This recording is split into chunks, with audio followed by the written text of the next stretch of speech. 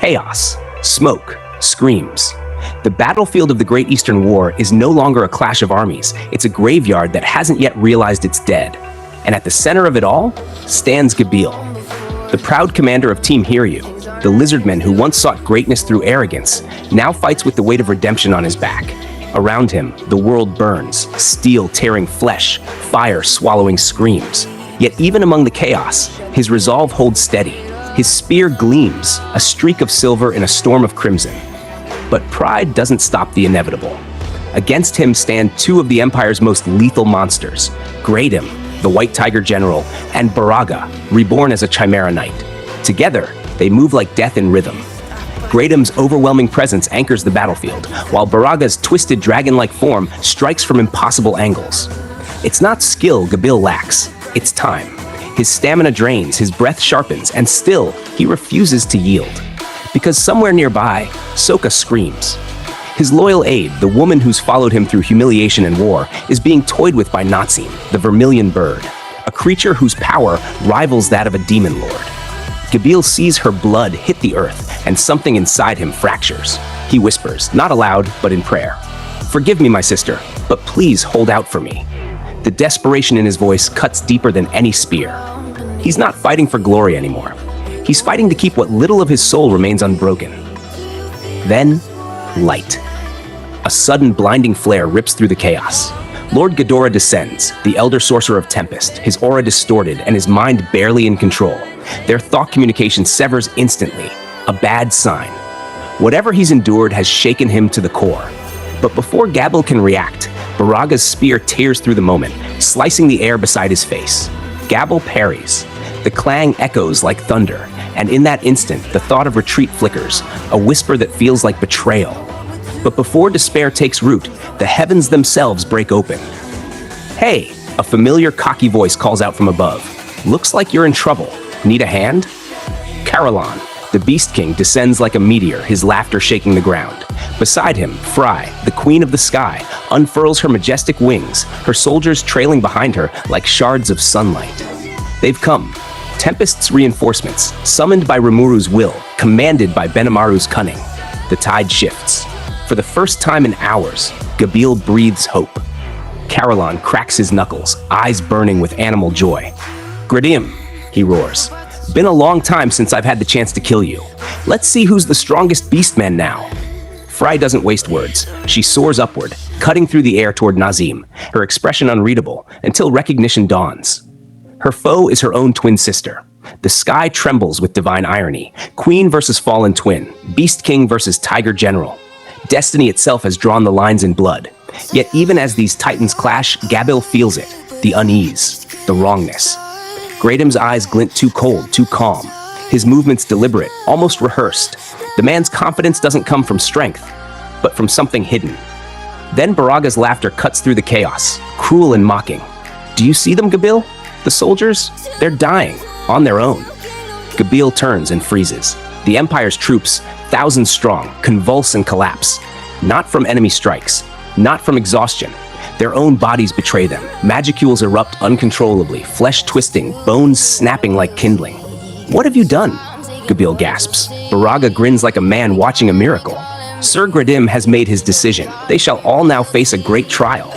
And then, the world screams. Gradim raises his voice, amplified by sheer will. "All troops, listen. Our enemies have summoned demons. To defeat them, you must offer your courage and your loyalty. Activate the final trump card I have given you." At his words, the soldiers obey without hesitation. They swallow the pills he entrusted to them. Pills born of forbidden alchemy, forged from the essence of beasts. The forbidden art, the beast. What follows cannot be called transformation. It is desecration. 10,000 die instantly, their hearts rupturing from the overload.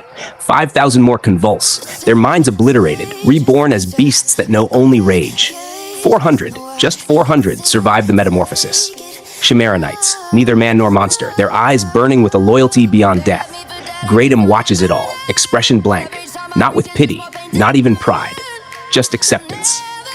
"Do not hate me for this," he murmurs. "Hate yourself for failing to adapt." In his eyes, sacrifice is logic. Compassion is inefficiency. The Empire does not mourn its dead, it consumes them.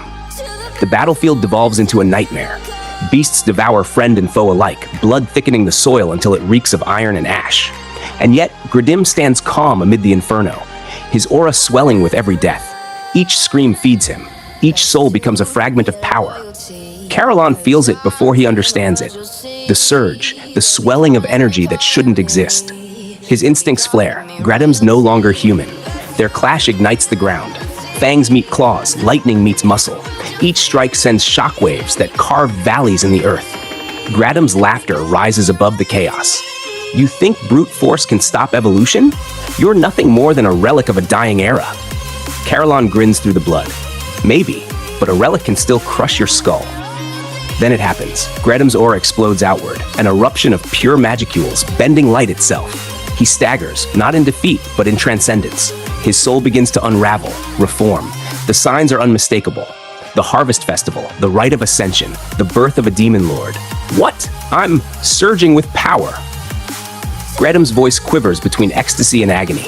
The world itself seems to bow, the air warping from the sheer density of his evolution. And then, the inevitable. His body fails him. His consciousness slips. Every being who evolves must pay this price, the evolutionary sleep. Gradim collapses, his form flickering between man and monster, his dream so close he could taste it. Carillon stands over him, panting, his fur drenched in blood. Gradim's last words rasp through broken teeth. You may call yourself strongest only if you beat me at full strength. Carillon exhales, shaking his head. Guess heaven's on my side after all. And then, with a final smirk, he delivers the mercy of beasts. Well, ain't you lucky? You get to have a nice, peaceful death in your sleep. His beast roar echoes across the field. When the light fades, nothing remains of the White Tiger General. Only silence and the weight of tragedy. The irony is brutal. The man who sacrificed thousands to transcend humanity dies helplessly in his sleep. His last dream devoured by the world he tried to control. But the story doesn't end there.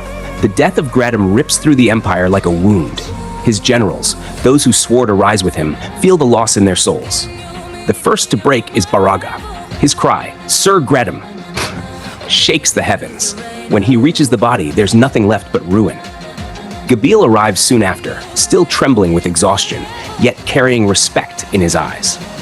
He bows his head toward the fallen enemy. My congratulations, Beast King. Truly, your authority on the battlefield is astounding. Carillon doesn't answer at first. His victory feels hollow. Then, he feels it, the pull, the gathering of souls. Gradim's stolen evolution is flowing into him. Sorry guys, he murmurs, voice suddenly weak. Looks like it's over for me. Those souls, they're swarming for me instead. Guess now I know why he was so defenseless. Gable's eyes widen. He understands immediately. The price of evolution has been passed on. Carillon, the victor, has inherited not triumph, but sleep. The Beast King laughs softly, almost fondly. Tell Benimaru not to waste this chance. Then, as the light gathers around him, he falls. His body glows faintly, the mark of an awakening. I'll guard him, Gabil vows, gripping his spear. You may rest assured of that. But Baraga cannot accept it. To him, this isn't balance, it's theft.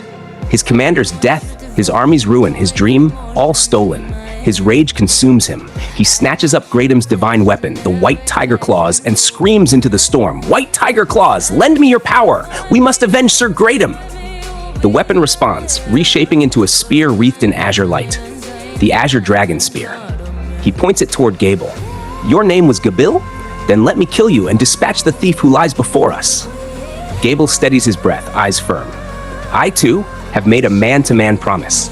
I will never allow the sleep of Sir Carillon to be disturbed. Two dragons, one born of vengeance, one of honor, charge beneath a bleeding sky. Their clash is pure poetry in motion, each strike echoing with conviction and grief. Sparks rain like dying stars. Neither fights for glory. Both fight for the ghost behind them. High above, the heavens echo their fury. Frey and Nazim spiral through the clouds, wings slicing through thunder. Their duel is almost divine, a clash of speed, precision, and pain too old to name. From her vantage, Frey sees it all. The chaos below, the corpses, the evolution's aftermath. So that's how evolution works, she whispers. But her sister gives no space for thought. You! How dare you mock Sir Gradim? You can't even lay a finger on me! Oh, I haven't yet, Frey says softly, but you shouldn't jump to conclusions. Frey's calm cuts through the hysteria. Nazim rages harder, her power rising to dangerous levels. She doesn't realize she's crossing the same line Gradim did. Her body begins to change, her aura spiraling toward awakening, and the inevitable sleep. Frey sees it. Her celestial eye evolves, letting her perceive souls themselves. Her voice is almost pitying. You're panicking. You feel it, don't you? That pull? Soon you'll awaken, and then you'll sleep like Gradim. All I have to do is wait. Natsim's mind snaps. Terror replaces fury. She screams, pouring everything into one final attack. Maximum shockwave. Lightning devours the sky. Frey takes the full force, yet her wings shimmer violet, reflecting the energy. Her voice when she speaks is like a requiem. Too bad. You were let off the hook once, and now you've come back yourself to die. Her unique skill, Duplicator, activates, mirroring the attack tenfold. The storm recoils. The blast consumes Nazim, turning her body into ash before she can even scream. Goodbye, my sister, Frey murmurs. At least you knew Mother loved you. The ashes scatter. The battle quiets. But fate, ever cruel, has one last turn. The souls that once clung to Nazim now surge toward Frey. Her vision blurs, the mark of evolution. Oh, evolutionary sleep, is it? How troublesome. Even now, she smiles. Pride intact, composure unbroken. She descends beside Carillon, giving orders with her final breath of consciousness. Lucia, Claire, Sufia, guard us until we awaken. Her last thought is a whisper carried by the wind. I came here to help, and now I'm just slowing them down, falling asleep in the middle of a battlefield. What a disgrace. Her wings fold. The Queen of the Skies falls into slumber beside the Beast King. The storm ends not with victory, but silence. Two monarchs lie still, dreaming of the future they fought to protect. Around them, the war still burns, but above it all, a single truth lingers. Power always demands a price. And in this world, the price is never mercy.